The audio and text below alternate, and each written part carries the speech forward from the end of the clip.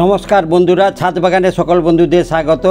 আজকে আমি আপনাদের সাথে রয়েছি থাই ভ্যারাইটি কামরাঙা গাছের বর্ষাকালে কেমন ফলন হয়েছে তার আপডেট নিয়ে, আর এই সময় কি পরিচর্যা করা উচিত সেই বিষয় নিয়ে। টবের গাছ দেখছেন, একটা জলের ড্রামে, ছোট ড্রামে বসানো রয়েছে, 3 বছরের গাছ। যে শীতকালে অসংখ্য ফল হয়েছিল, সমর ভাই এসেছিলেন, দেখেছিলেন যে শীতকালে যেমন হয়ে থাকে ফেব্রুয়ারি মাসের দিকে, ঠিক একইভাবে এখনও যেটা এখন আগস্ট মাস এই সময়েও হয়ে থাকে। বছরে 2 বার হবে থাই ভ্যারাইটি কামরাঙা গাছে, যে কামরাঙা, এটা এই গাছের একটা উল্লেখযোগ্য বৈশিষ্ট্য। আর মিষ্টতা নিশ্চিত আগেও বলেছি যে সাধারণ কামরাঙার যে একটা মিষ্টতা তার থেকে অনেক বেশি মিষ্ট। আর হচ্ছে টবের গাছ ফলন যথেষ্ট রয়েছে। এই যে এখন দেখছেন গাছের পাতাগুলো, এগুলো গ্রীষ্মে মানে ওই শীতের ফলন নেওয়ার পর ভার পুনিং করে পরিচর্যা করেছিলাম, ভিডিও নিয়ে শেয়ার করেছিলাম। যে পুনিং করার পর ভার্মি কম্পোস্ট এবং সিং ডাস্ট দিয়ে মাটির পরিচর্যা করার পর বর্ষাকালে স্বাভাবিক নিয়মে যে ফলনটা আসছে সেটাই নিচ্ছি।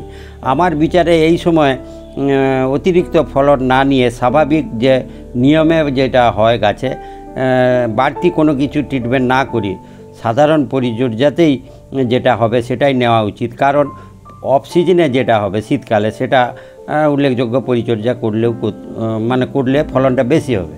কিন্তু এখন সেই চিন্তা না রেখেই স্বাভাবিক পরিচর্যা বলতে যেটা আমি কিছুই করি না, যেটা মোটামুটি বর্ষা তার নিয়মে হচ্ছে, গাছ আপন গতিতে বেড়ে উঠছে। কারণ বর্ষাকাল গাছের এই সময় বেড়ে ওঠাটা সব গাছের যেমন হয় দ্রুত, সেই রকম হয়েছে।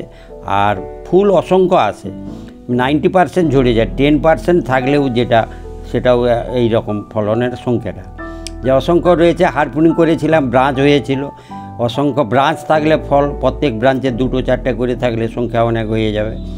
আর ফলন যদি কম হয় নিশ্চিত আকারও বড় হবে, ফলের আকারটা আর কি। কারণ সংখ্যা বেশি হলে ফল কমে আকারে ছোট হয়ে যায়। আর সেটা না করেই আমি আমার স্বাভাবিক যেটা নেওয়ার গাছ যেটা ধরেছে সেটাই আমি করেছি। কোনো প্রকার পরিচর্যা, যেটা ফুল ঝরে যাওয়া আটকানোর পরিচর্যা, ফুল আনার পরিচর্যা, এগুলো কোনো কিছু বিন্দু বিসর্গ করি নাই। যেটা করছি সেটা হচ্ছে যে ওর স্বাভাবিক বেড়ে ওঠাটাকে এই সময় দেওয়া, প্রতিবন্ধকতা কোনো কিছু থাকলে পেস্টিসাইড দেওয়া, কিন্তু কোনো কিছু পেস্টিসাইড দেওয়ার প্রয়োজন হয়নি। ফলে স্বাভাবিক নিয়মে যতটা ফল গাছে হয় এই সময়ে কামরাঙা গাছে উন্নত জাত বলুন আর দেশি জাত সমস্ত গাছেই এই সময় ফলনটা হয়। দেখছেন গোড়াতেও অসংখ্য হয়েছে।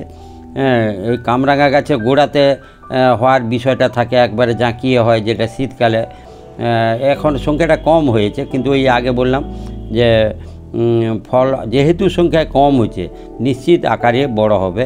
অলরেডি দেখছেন এখনও অনেক সময় রয়েছে, আরও মাস 2-1, ফলে ফলের সাইজ অনেকটাই বড় হবে। এখন যে সাইজ রয়েছে প্রায় ডবলের কাছাকাছি হবে সাইজটা। তা এছাড়া আমি গাছে আর একটা উল্লেখযোগ্য বিষয় করেছি। দেখছেন ওই নারকেল ছবড়া দিয়ে বাঁধা গাছের গুটি কলম আমি করেছি, যেটা গুটি কলম আষাঢ় মাসে করার একটা আদর্শ সময়। সেটা আমি আষাঢ় মাসে 15 তারিখ থেকে শ্রাবণ মাসের মধ্যে করবেন এই রকম।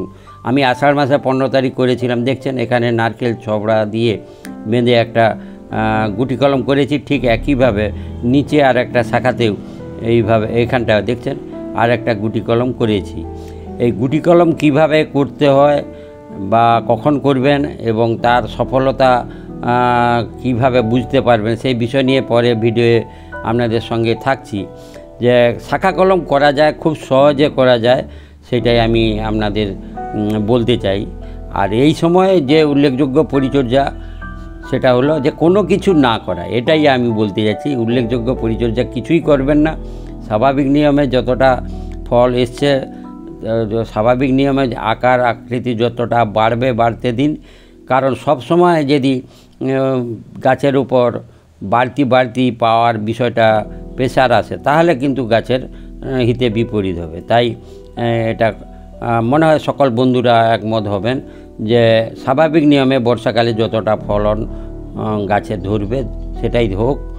আর এইভাবে আপনারা আমার সাথে থাকুন, পরবর্তী ভিডিও পাওয়ার জন্য সাবস্ক্রাইব করবেন।